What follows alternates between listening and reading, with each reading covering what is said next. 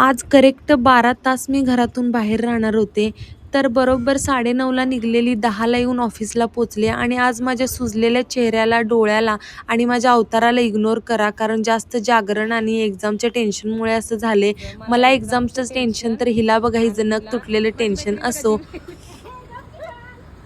त्यानंतर आज मूड खूप कंटाळवाणं होता, त्यामुळे म्हटलं जरा हिची मज्जा करूया आणि हिच्याकडून शाईची बॉटल सांडली होती म्हणून मी हिला सारखं चिडवत होते आणि ही जात होती. म्हटलं असो. त्यानंतर आज मी सखीला मस्त असं धुवायला घेतलं, कारण परवा मी एक्झामला हिला घेऊन जाणार होते. माझ्यासारखीच एक नंबर दिसली पाहिजे ही, म्हणून मस्त असं धुवून घेतलं आणि आम्ही गेलो दाबेली खायला, कारण आज क्लासमध्ये लेट होणार होतं म्हणून खाऊन वगैरे घेऊन जावं म्हटलं.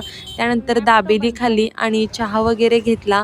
म्हटलं आज सखीला जरा पॉवर देऊया म्हणून पेट्रोल वगैरे घातलं, हवा वगैरे व्यवस्थित भरून घेतली आणि गेले क्लासमध्ये. इतका कंटाळा आला होता पण गेले मी.